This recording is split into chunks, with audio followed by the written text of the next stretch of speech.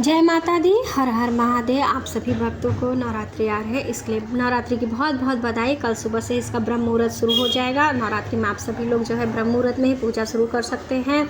पूरा दिन जो है शुभ मुहूर्त रहेगा। आप जो है पूजा कीजिए और माँ की महिमा कृपा का लाभ उठाइए।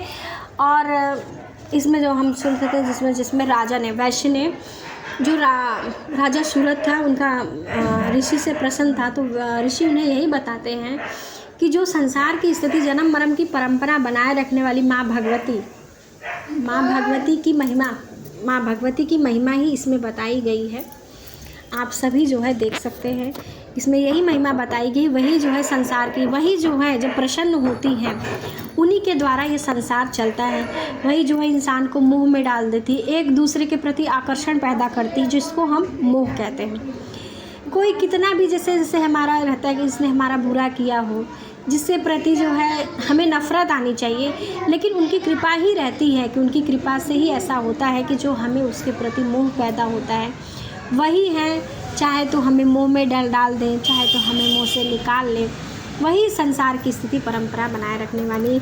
जब उन्होंने देवताओं के कार्य सिद्ध करने के लिए देवों को, जब राक्षसों को, दैत्यों को जो मोह में डाल दिया था अपने रूप से, तो हम तो इंसान हैं, सारे देवता भी उन्हीं की स्तुति करते हैं, उन्हीं भगवती महामाया की स्तुति करते हैं। वही भगवती परमेश्वरी, माँ वैष्णवी, माँ भगवती, उन्हीं से एक से अनेक हुई हैं। उन्हीं के सब रूपों का इसमें गुणगान किया गया है। आप भी सुनिए, आइए जानते हैं कि ऋषि जो है माँ की जो है महिमा का क्या गुणगान करते हैं और क्या जो है राजा सूरत को बताते हैं। राजा ने पूछा भगवान आप जिन्हें महामाया कहते हैं, वे देवी कौन है और ब्रह्मताओं में उनका अभिभाव कैसे हुआ, उनके चरित्र कौन कौन से हैं, और ब्रह्मताओं में श्रेष्ठ महेश उन देवी का जैसा प्रभाव हो, जैसा स्वरूप हो, जिस प्रकार उनका प्रादुर्भाव हुआ, वह सब मैं आपसे सुनना चाहता हूँ।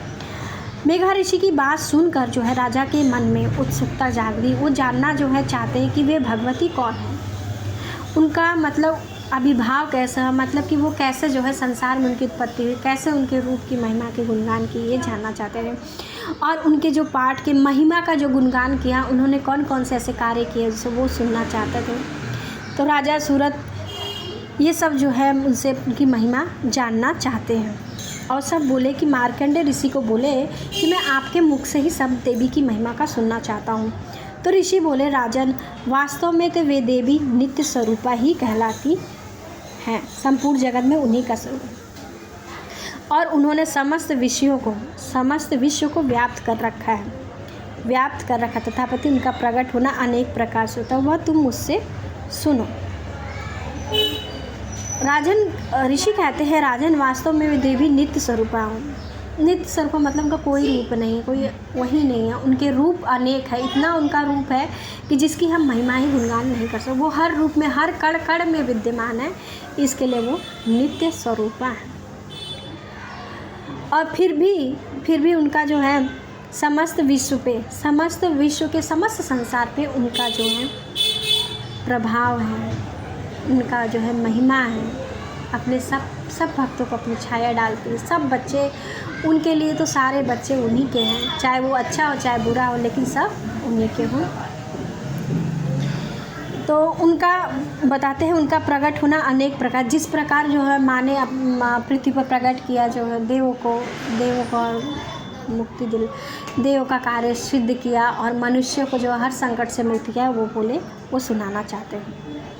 तो मेघा ऋषि बोलते, तुम मुझसे सुनो, मैं उनकी महिमा का गुणगान करने जा रहा हूँ। वह मुझसे सुनो, यद्यपि वे नित्य और अजन्मा हैं, तथापि जब देवताओं के कार्य सिद्ध करने के लिए प्रकट होती हैं, उस समय लोक में उत्पन्ना कहलाते। जब वो देवताओं के कार्य सिद्ध करने के लिए प्रकट होती है, उस समय लोकपन्ना कहलाते हैं। कल्प के अंत में जब संपूर्ण जगत एकांवर में निमग्न हो रहा था और सबके प्रभु भगवान विष्णु शेषनाग की सैया बिछाकर योग निद्रा का आश्रय लेकर सो रहे थे, तब सोते समय उनके कानों की मैल से दो भयंकर अश्व उत्पन्न हुए, जो मधु और कैटभ के नाम से विख्यात हुए।